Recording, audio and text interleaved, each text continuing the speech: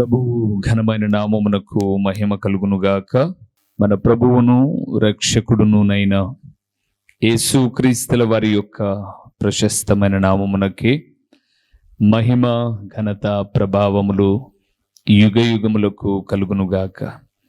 సర్వాధికారి అయిన దేవుడు ఆయన యొక్క గొప్ప కనికరమును బట్టి మరి యొక్క శ్రేష్టమైనటువంటి శుభదినములో దేవుని మాటలు మనము ధ్యానం చేయుటకు దేవుడిచ్చిన ఈ గొప్ప సదవకాశమును బట్టి దేవునికి మనము ఎంతగానో స్తుతులు చెల్లించబద్దులమై ఉన్నాము.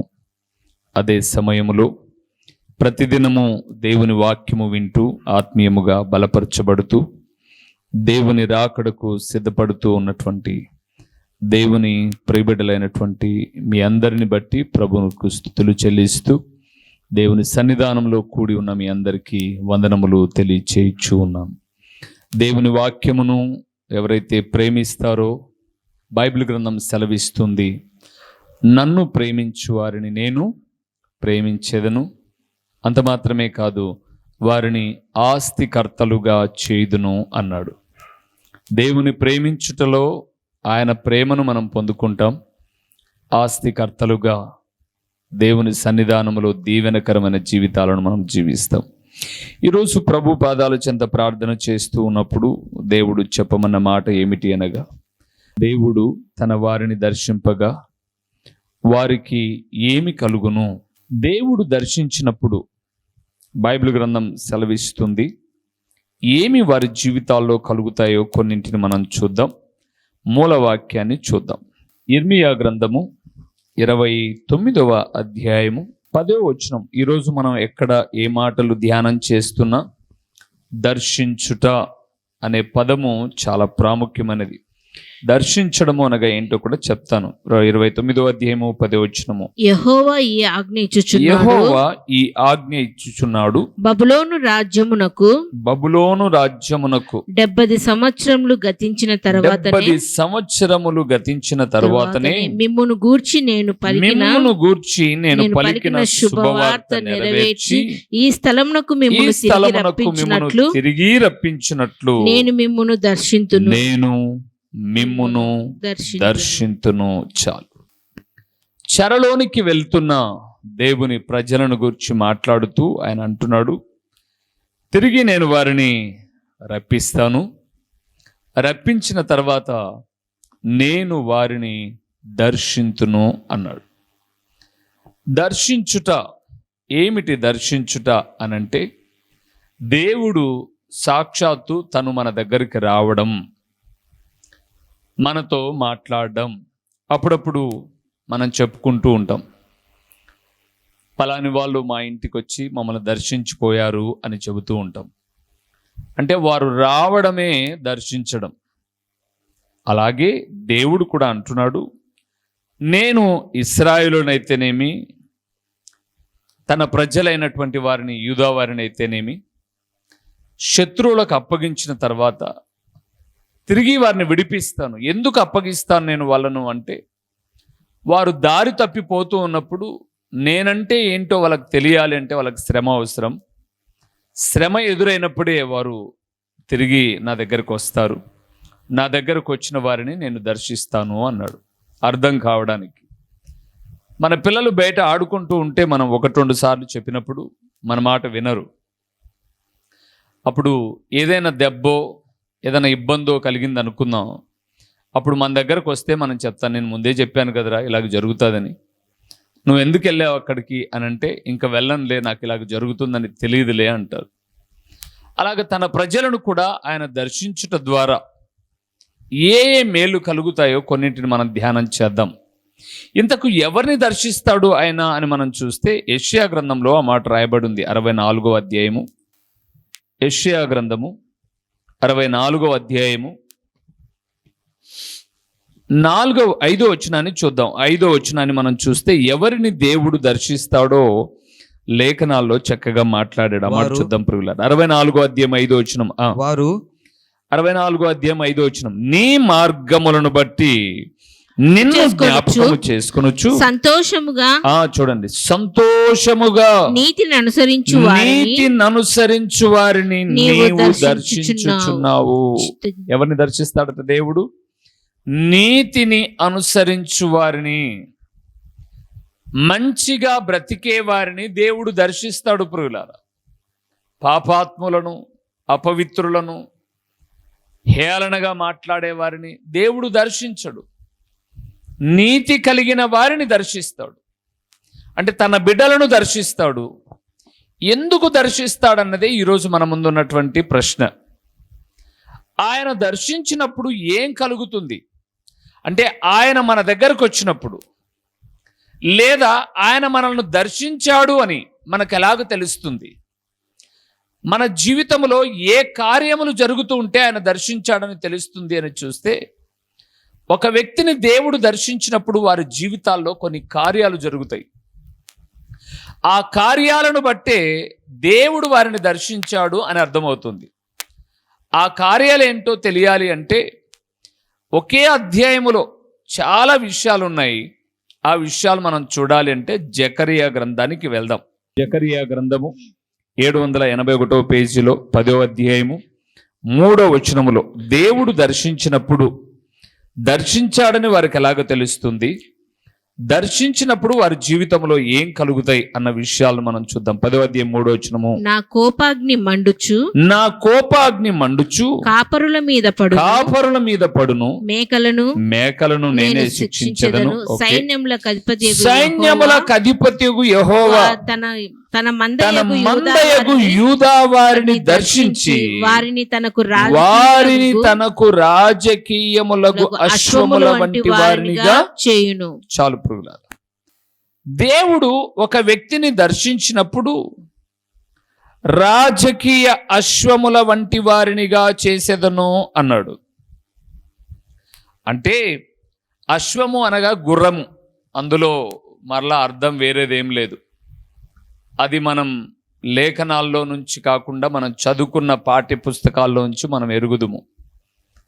అశ్వము దేవుడు దర్శించినప్పుడు యుద్ధము చేసే గుర్రము వెనకకు చూడనట్లుగా, దేవుడు ఒక కుటుంబాన్ని, ఒక వ్యక్తిని దర్శించినప్పుడు వెనుకను ఉన్న విషయాలన్నీ మరచిపోయి, వెనకున్న వాటిని మరచి ముందున్న వాటి కొరకై వేగిరపడుతూ ముందుకు వెళ్తారు. అశ్వము యొక్క గుణాలేంటో మీకు చెప్తాను నేను ఇప్పుడు లేఖనాల్లో. ప్రభునందు ప్రియులారా, ఈరోజు చాలా మంది జీవితాల్లో దేవుడు దర్శించిన తర్వాత పాత విషయాలను ఇంకా గుర్తుపెట్టుకోరు. పాత విషయాలను మరలా తోడుకోవాల్సిన పనిలే. ఇంకా దేవుని బిడ్డలమైన మనము ముందున్న వాటి కొరకు, అందుకే పౌలు భక్తుడు అన్నాడు ఫిలిప్పీయులకు రాసిన పత్రిక 3వ అధ్యాయములో, వెనుకున్నవి మరచి ముందున్న వాటి కొరకై వేగిరపడుచు ఏమన్నాడు? గురి యొద్దకు నేను పరిగెత్తుచున్నాను అన్నాడు. ఈ అశ్వము ఏంటి, అశ్వములో ఉన్న లక్షణాలు అని మనం చూస్తే, ఆ మాటలు ఒకసారి మీరు చూడండి ప్రియులారా. పరమగీతము అశ్వముకున్న గుణాలు చెప్పక ముందుగా 1వ అధ్యాయము, తిరిగి మనం ఇర్మియా గ్రంథానికి రావాలి. 1వ అధ్యాయము 9వ వచనము. నా ప్రియురారా, చాలా చక్కటి మాట. పరమగీతము 1వ అధ్యాయము 9వ వచనాన్ని మనం చూస్తూ ఉన్నాం. నా ప్రియురాలా, ఫరో యొక్క రథాశ్వములతో నిన్ను పోల్చెదను. చాలు ప్రియులారా, అశ్వము ఏంటి? గుర్రము ఏంటి? గుర్రము వలె మనం బలంగా ఉండడం అని మనం ఆలోచన చేస్తే, ఒక్కసారి దేవుడు దర్శించిన తర్వాత వారు అశ్వముల వలె, అందుకే ఇక్కడ అన్నాడు నా ప్రియురాల. 1వ అధ్యాయం పరమగీతం 9వ వచనం. ఫరో యొక్క రథాశ్వములతో నిన్ను పోల్చెదను అన్నాడు. ఏంటి ఫరో యొక్క రథాశ్వములకున్న బలము అని మనం చూస్తే, గుర్రము యొక్క బలము ఎక్కడుంటుందో తెలుసా? మోకాళ్ళలో ఉంటుంది. గుర్రం బలం ఎక్కడుంటుంది? మోకాళ్ళలో. అందుకే ఆ మోకాళ్ళ బలము చేతనే అది ఎంత వేగంగానైనా, ఎంత ముందుకైనా వెళ్ళగలదు. ఈరోజు దేవుడు దర్శించిన వ్యక్తి గుర్రము వలె మోకాళ్ళ అనుభవాన్ని కలిగి ఉండాలి. గుర్ర బలము మోకాళ్ళలో ఉంటే విశ్వాసుల యొక్క బలము కూడా మోకాళ్ళ ప్రార్థనలోనే ఉండాలి ప్రియులారా. ఏ ప్రార్థన? మోకాళ్ళ ప్రార్థన. భక్తుడైన పౌలుతో దేవుడు మాట్లాడుతూ అలనాడు యెషయా ప్రవక్త ద్వారానే హెచ్చరించాడు, నా తోడు ప్రతి మోకాలు యేసు నామమున వంగును. అవును ప్రియులారా, దేవుడు దర్శించిన వ్యక్తి మోకాళ్ళ ప్రార్థనలో నుంచి వెనక్కిపోడు. కష్టాలు వచ్చినా, నష్టాలు వచ్చినా, ఇబ్బందులు ఎదురైనా మీరు చూడండి, గుర్రము మీద కూర్చున్న వ్యక్తి కత్తితో యుద్ధం చేస్తూ ఉన్నా, అతనికి గాయమైన, ఇది మాత్రం గుర్రము ముందుకు వెళ్తూనే ఉంటుంది ప్రియులారా. అరే, నా పైన కూర్చున్నటువంటి సారథికి ఇబ్బంది కలిగింది, నేను ఆగిపోదాం, ఆయన కట్టుకొట్టుకుంటాడని ఆగదు. అది గుర్రమట ముందుకు వెళ్తూనే ఉంటుంది. అలాగే విశ్వాసి కూడా తన జీవితాలలో కొన్ని సమస్యలు, సంతోషాలు, ఆనందాలు, బాధలు, ఇరుకులు, ఇబ్బందులు ఎదురవుతున్నప్పుడు మోకాళ్ళ అనుభవంతో ప్రభు పాదాలు చెంత ముందుకు వెళ్తూనే ఉండాలి, ఆగిపోకూడదు ప్రియులారా. గుర్రమే యుద్ధంలో ఆగిపోనట్లయితే గుర్రము కన్నా లేదా లోకములో ఉన్న జంతువు కన్నా మనుషుడు ఎంతో శ్రేష్ఠుడు అంటాడు ఒక సందర్భంలో ప్రభువారు ఊచ చేయగల వాన్ని బాగుపరిచేటప్పుడు. గొర్రె కంటే మనుషుడు ఎంతో శ్రేష్ఠుడు అన్నాడు. నోరు లేని గుర్రము కంటే మనుషుడు ఎంతో శ్రేష్ఠుడు ప్రియులారా. అందుకే దేవుడు దర్శించినప్పుడు గుర్రము వలె బలముగా మోకాల ప్రార్థన చేయాలి. రెండవది, గుర్రాన్ని కట్టడి చేయడానికి అది ఎంత బలమైనది కానివ్వండి, ఎంత బలమైనది కానివ్వండి. మీరు ఎప్పుడైనా మన పులివెందుల ప్రాంతంలోనే ఇప్పుడు కొత్తగా కట్టినటువంటి రాణి పార్కులోనికి వెళ్తే అక్కడ ఆ సవారీ చేయడానికి కొన్ని గుర్రాలను పెట్టారు. కొంత టికెట్ ఇస్తే దాని మీద కూర్చోబెడతారు. దాన్ని ఎక్కడం మన వల్ల కాదు, కానీ ఒక తాపలు నిచ్చెన మాదిరి వేసి దాన్ని ఎక్కిస్తారు. అయితే బాగా గమనించాల్సింది ఏంటంటే ఆ గుర్రము కంట్రోల్గా ఉండడానికి నోటిలో ఏం పెడతారు? కళ్ళెం పెడతారు. దేవుని నమ్మిన వ్యక్తి బలమైన వ్యక్తిగా ఉండాలి అంటే మోకాళ్ళ ప్రార్థన ఉండాలి, నోటికి కళ్ళెం ఉండాలి. ఎలా పడితే అలాగ మనము మాట్లాడకూడదు. అందుకే బైబిల్ చెప్తుంది, యాకోబు అనే భక్తుడు 3వ అధ్యాయములో అంటాడు, పెద్ద పడవను తిప్పడానికి ఒక చుక్కానిని వాడతారట, గుర్రములు లోబడడానికి నోటిలోనికి ఏం వేస్తారు? కళ్ళెము వేస్తారు కదా అని అంటూ మన నాలుక చాలా అదిరిపడుతుందంట. ఆ నాలుకకు కళ్ళెముగా దేవుని వాక్యము అవసరం. గుర్తుపెట్టుకోండి ప్రియులారా, ఏటును తీసుకోవచ్చు, దెబ్బ మానిపోతుందేమో, కానీ నోటి వెంట వెళ్ళిన మాట మాత్రం మానదు అంటారు. అందుకే గుర్రం నోటికి కళ్ళెం ఉన్నట్టుగా బలమైన విశ్వాసులముగా మనం ఉండాలి అంటే మన నోటికి కళ్ళెం అవసరం. కళ్ళెం అవసరం ప్రియులారా. రెండవది కళ్ళెం అవసరం. మూడవది, గుర్రము చక్కగా పరిగెత్తుకుంటూ వెళ్ళడానికి తన కళ్ళకు గంతలు కడతారు. అవునా? ఇటువైపున అటువైపున ఇలాగ గంతలు కట్టేస్తారు. ఇప్పుడు గుర్రం ముందే చూస్తూ ఉంటుంది. ఈరోజు దేవుడు దర్శించి రక్షించబడిన విశ్వాసి వాళ్ళు బాగుపడరు, వీళ్ళు బాగుపడరు, వీళ్ళు సంపాదించి వాళ్ళు సంపాదించి, ఏమ్మా నేను ఇట్లే ఉన్నానే, ఈ పక్కనలను చూసే చూపులు మానుకోవాలి. చాలా కుటుంబాలు పాడైపోతున్నది ఎక్కడ అంటే ప్రక్కనోళ్ళని చూసే. అందుకే నాకు తెలిసిన ఒక దైవజనుడు అంటాడు, ఆయన మాట్లాడేటప్పుడు అంటాడు, నా జీవితంలో నేను ఎదుగుటకు గల కారణం ఏంటి అని అంటే, నేను 3 పూటల భోంచేస్తున్నాను. నేనెప్పుడు బిర్యానీ తినేవాడిని చూడను, కనీసం పప్పన్నమనే నేను తింటున్నాను, బిర్యానీ తినేవాడిని చూడను. నేను 2 పూటల అన్నం తినేవాడిని చూస్తాను. అసలు అన్నమే లేకుండా బజారులో పడి ఉన్నవాడిని చూస్తాను.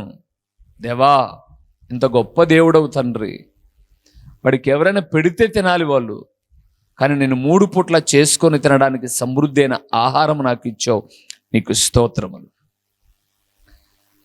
నడుస్తున్నవాడు కాళ్ళు లేని వ్యక్తిని చూడాలంట. ప్రభువా ఎంత గొప్ప దేవుడవు నాయన, అతను నడవాలంటే సంఖలో కట్టెలు పెట్టుకొని నడవాలి, అతను ఎక్కడికైనా వెళ్ళాలి అంటే ఎవరో ఒకరి సహాయం కావాలి, ఏదో ఒక వాహన సహాయం కావాలి. నేను ఉన్న ఫలంగా ఎంత దూరమైనా నడుచుకొని వెళ్ళడానికి కాళ్ళు ఇచ్చావు చూడు, నీకు స్తోత్రములు ప్రభువా. గుర్రము పక్కకు చూడదు. ఈరోజు కుటుంబాలు ఎందుకు పాడవుతున్నాయో తెలుసా?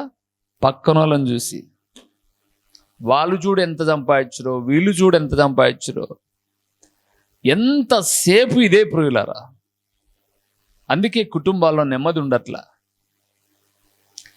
ఎంతసేపు ప్రక్కన వాళ్ళనే చూడటం, మన గురించి మనం ఆలోచించం. అందుకే గుర్తుపెట్టుకోండి, గుర్రానికి మంచి లక్షణాలు ఉన్నాయి కాబట్టే నా ప్రియురాలా సంఘమా, ఫరో యొక్క రథాస్వములతో నేను నిన్ను పోల్చుచున్నాను అన్నాడు. అవును ప్రియులారా, గుర్రానికి ఎన్ని మంచి లక్షణాలు ఉన్నాయి చూడండి. మోకాళ్ళలో బలాన్ని తన యజమానుని యుద్ధములో తీసుకెళ్ళడానికి ఉపయోగిస్తుంది. రెండవది, నోటికి కళ్ళెం పెట్టుకొని ఎంత వేగంగా వెళ్తున్న ఆగు అంటే ఆగుతుంది. రెండవది, ప్రక్కన చూడకోకుండా కళ్ళకు గంతలు కట్టేసి ఉంటే ఆ ప్రకారంగానే విధేయత చూపుతూ ముందుకు వెళ్తుంది. నాలుగవది, గుర్రము తనను మాత్రమే కాకుండా తనను పోషించేటటువంటి యజమానుని కూడా ఏం చేస్తుంది? మోస్తుంది. ఈరోజు దేవుడు దర్శించిన సంఘం సేవకుని యొక్క బాధక సాధకల్లో కూడా భాగం పంచుకోవాలి. అంటే మా కొరకు దేవుని వాక్యాన్ని ప్రకటిస్తున్నాడు, సిద్ధపరుస్తున్నాడు కాబట్టి ఈ వాక్యపు అడుగుజాడల్లో మేము నడవాలి అని మమ్మల్ని దేవుని వాక్యంలో పోషిస్తున్న వ్యక్తిని మేము కూడా పోషించాలన్న తపన కలిగి ఉండాలి. ఇన్ని ఉన్నాయి గుర్రపు బలపు లక్షణాలు. ఇంకా చాలా ఉన్నాయి, నేను 4తోనే ముగించేస్తున్నాను. గుర్తుపెట్టుకోండి ప్రియులారా, దేవుడు దర్శించినప్పుడు గుర్రము వలె బలముగా, విశ్వాసి బలమైన యుద్ధయోధుడుగా ఉండాలి. రెండవది ఏం చేయాలో చూద్దామా? రండి, జకరియా గ్రంథం 10వ అధ్యాయము 5వ వచనాన్ని చూద్దాం. 5వ వచనాన్ని మనం చూద్దాం. 10వ అధ్యాయము 5వ వచనాన్ని. వారు యుద్ధము చేయుచు వీధుల బురదలో శత్రువులను తొక్కు పరాక్రమశాలు అక్కడ రాయబడింది చూడండి, పరాక్రమశాలుర వలె ఉందురు. చాలు ప్రియులారా. రెండవది ప్రియులారా, పరాక్రమశాలులుగా. అలనాడు సర్వాధికారి అయిన దేవుడు న్యాయాధిపతుల గ్రంథం 6వ అధ్యాయం 12వ వచనములో గిద్యోనుతో మాట్లాడుతూ అంటున్నాడు, పరాక్రమము గల బలాఢ్యుడవైన గిద్యోను అన్నాడు. ఏంటండి అతని పరాక్రమం? ఏంటి అతని పరాక్రమం? అతని పరాక్రమము తన జనులను రక్షించుకోగలిగిన సామర్థ్యం ఉందని. ఈరోజు దేవుడు దర్శించిన మనము, మన పరాక్రమము ఎదురింటోళ్ళు బంధువుల మీద ఇరుగుంట పొరుగుల మీద లేదా నోరు లేని వాళ్ళ మీద కాదు మన పరాక్రమం చూపాల్సింది. నశించిపోతున్న మన కుటుంబాలను రక్షించుకునే విషయంలో పరాక్రమం చూపాలి. ఏం చేయాలి మనం?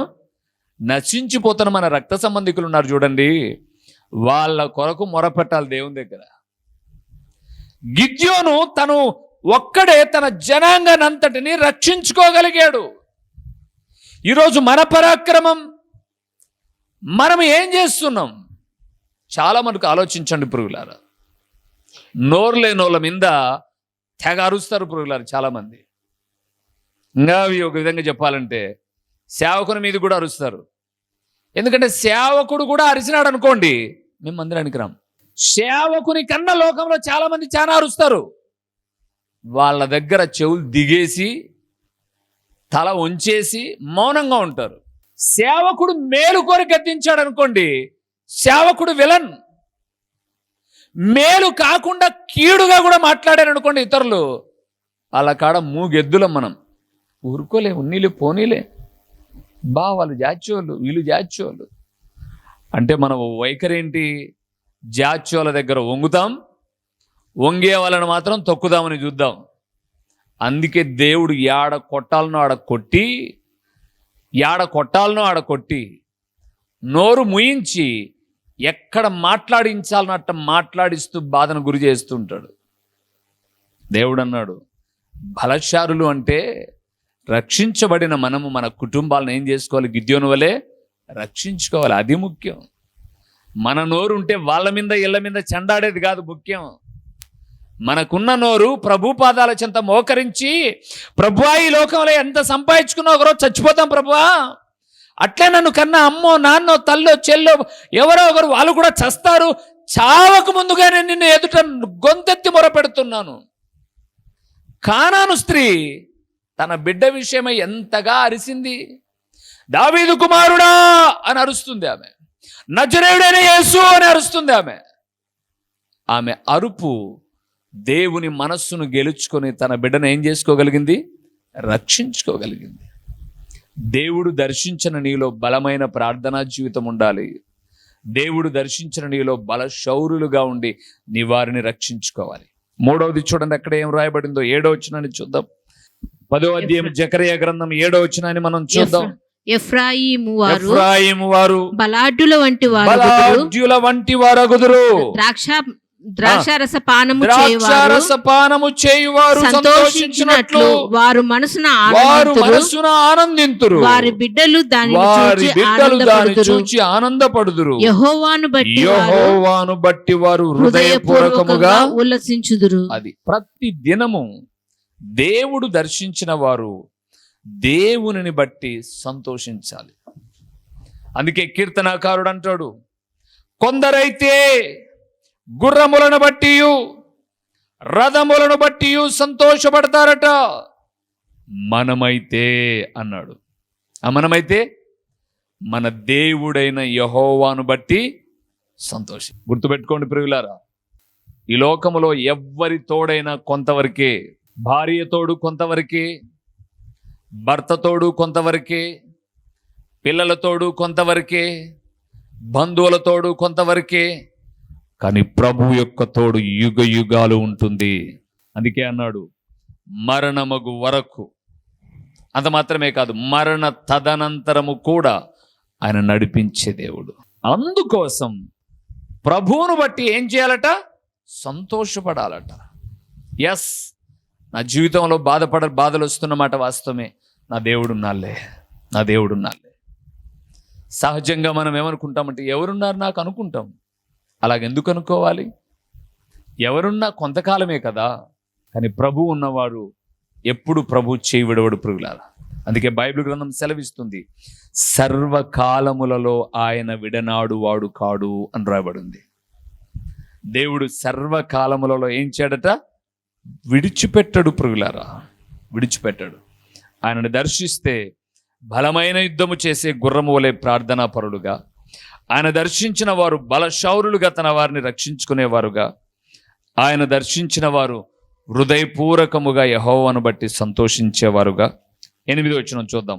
జకరియా గ్రంథం 10వ అధ్యాయము 8వ వచనం. ఆయన దర్శించినప్పుడు వారి జీవితంలో ఏం కలుగుతుందో. 18 విమోచించి ఉన్నాను, నీవు వారిని విమోచించి ఉన్నావు గనుక, విమోచించి ఉన్నాను గనుక నేను వారిని విమోచించి ఉన్నాను గనుక వారిని ఈలవేసి పిలిచి సమకూర్చెదను. మునుపు విస్తరించునట్లు వారు విస్తరించుదురు. అద్దిప్రులారా, 4వది దేవుడు మాట్లాడుతున్నాడు. దేవుడు దర్శించగా నీతి కలిగిన వారు విస్తరిస్తారు, వారు అభివృద్ధి చెందుతారు, ఆశీర్వాదకరముగా ఉంటారు ప్రభునందు ప్రియులారా. గుర్తుపెట్టుకోనండి, బైబిల్ గ్రంథంలో అలాంటి భక్తులను మనం చాలా మందిని చూస్తాం. దేవుడు చేత దీవించబడి విస్తరించబడిన వారు ఎలాగ విస్తరిస్తారు అన్నాడు యెహెజ్కేలు గ్రంథం 36వ అధ్యాయంలో. అంటే గొర్రెల మందలు విస్తరించినట్లుగా. అంటే వారి విస్తరణకు హద్దు ఉండదు, ఇంకా అభివృద్ధి చెందుతారు అని. నిజమే ప్రియులారా, దేవుడు దర్శించిన కుటుంబం దినదినము అభివృద్ధి చెందాలి.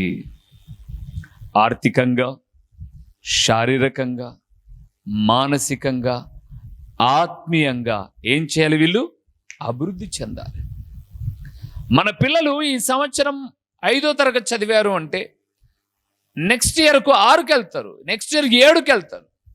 అంటే సంవత్సరం వాళ్ళ తరగతులు పెరుగుతూ ఉన్నాయి. దేవుని నమ్మి నీతిగా బ్రతుకుతున్న మన జీవితాల్లో కూడా దినదినం ఏముండాలి? అభివృద్ధి ఉండాలి. అభివృద్ధి ఉండాలి. ఎక్కడ వేసిన గొంగలి అక్కడే ఉన్నట్లుగా ఉండకూడదు. అందుకే ప్రభునందు ప్రియులారా, మనల్ని మోడల్గా పెట్టుకోవాలి ఇంకొకరు. నేను కొంతమంది సేవకులను మార్గదర్శకంగా పెట్టుకున్నాను. ఇలాంటి దైవజనుని వలె సేవ చేయాలి, ఇలాంటి సేవకుల వలెని. కొంతమంది సేవకులు చెప్తారు, నిన్ను మోడల్గా పెట్టుకున్నామన్నా మేమంటారు. నాలో వాళ్ళు ఏం ఎరిగారో నాకు తెలియదు, నేను ఇంకొకరిలో ఏం ఎరిగానో నాకు తెలుసు. అలాగే మనల్ని మోడల్గా పెట్టుకోవాలి మన కుటుంబాలను. ఇంకొకరు వాళ్ళ పిల్లలు చూడు, వాళ్ళు చూడు, వాళ్ళ ఆత్మీయత చూడు, వారి అభివృద్ధి చూడు. ఏంటి దినదిన అభివృద్ధికి కారణం? మంచిగానే బ్రతుకుతున్నారు, నీతిగానే బ్రతుకుతున్నారు, కొంచెంలో కూడా దేవుడు వారిని విస్తరింప చేస్తూ ఉన్నాడు అని దర్శించిన వారు విస్తరిస్తారు. ప్రియులారా, చివరిగా ఇంకొక మాట చెప్తాను, ఎందుకంటే చాలా విషయాలు ఉన్నాయి. 12వ వచనాన్ని చూద్దాం. 12వ వచనాన్ని చూద్దాం. జకర్యా గ్రంథం 10వ అధ్యాయము 12వ వచనం. నేను వారిని యెహోవా యందు బలశాలులుగా చేయుదును, ఆయన నామము స్మరించుచు వారు వ్యవహరింతురు. ఇదే యెహోవా వాక్కు. దేవుడు ఎవరినైతే దర్శిస్తారో వారు ఎల్లప్పుడూ దేవుని ఆరాధించేవారుగా ఉంటారు. ఎల్లప్పుడూ బాధ వచ్చిందని ప్రక్కన ఉండరు, కష్టం వచ్చిందని ప్రక్కన ఉండరు. ఇరుకులో, ఇబ్బందులో, బాధలో, వ్యాధిలో, అన్ని విషయాల్లో దేవుని నామాన్ని స్మరించుచునే, ఆరాధించుచునే. యోబు ఒక మంచి మాదిరి. ప్రియులారా, యోబు లాంటి శ్రమలు ఎవరికి లేవు నాకు తెలిసి, బైబిల్ గ్రంథంలో కాదు, భూమి మీద కూడా. ఒకే దినాన 10 మంది పిల్లలు చనిపోవడం అంటే మాటలా? ఆస్తులు పోవడం, సంపాదించుకోవడం తర్వాత విషయం. పుత్రశోకం ఎంత ఘోరంగా ఉంటుంది. కానీ యోబు దేవుని ఆరాధించే విషయంలో వెనకడుగు వేసిన వాడు కాదు. అందుకే యోబును దర్శించి 2 ఆశీర్వాదం ఇచ్చాడు. 42వ అధ్యాయం 12వ వచనం యోబు గ్రంథం. కావున దేవుని ప్రియబిడ్డలారా, దేవుడు దర్శిస్తే బలమైన యుద్ధము చేసే అశ్వము వలె మన ఆత్మీయ జీవితం ఉండాలి. బలశారులుగా మన వారిని రక్షించుకోవాలి. హృదయపూర్వకముగా ఆయనను ఆరాధన చేయాలి. దర్శించిన వారు విస్తరించాలి. దర్శించగా ఆరాధనలో, ఆత్మీయతలో ముందుకు వెళ్ళాలి. దేవుని దీవెనలు పొందుకుంటాం. తలలు ఉంచుదామా? కళ్ళు మూసి ప్రార్థన చేద్దాం. దేవా, ఇప్పటికే నన్ను దర్శించి రక్షించావు. ఇంకా నా జీవితంలో ఈ లక్షణాలు లేకపోతే ఇటు లక్షణాలను నేను అలవర్చుకొని నీ అడుగు జాడలలో పయనించడానికి కృప చూపు ప్రభు అని అడుగుదాం. ప్రభు సహాయం చేయునుగాక. ప్రార్థన చేసుకుందాం. ఓ ప్రేమ స్వరూపి, కరుణా సంపన్నుడా, మీ ఘననామమునకు స్తోత్రములు చెల్లిస్తూ నమునైనా. నీతి కలిగిన వారిని దర్శిస్తాను అని మీ లేఖనం మాట్లాడుతుంది. మీరు దర్శించిన వారు ఎన్ని గొప్ప దీవెనలు పొందుకుంటారో. ఒక జకర్యా గ్రంథం 10వ అధ్యాయములో నుంచి వివిధ కోణములలో మీరు మాట్లాడిన మీ పరలోకపు సంగతులను బట్టి స్తోత్రములు. ఈ వాక్యం విన్న బిడ్డలు తండ్రి, శ్రేష్టమైన మీ వాక్యాలను హృదయములో పదిలపరుచుకొని మీ వాక్యానికి అనుగుణంగా జీవించడానికి కృప చూపండి.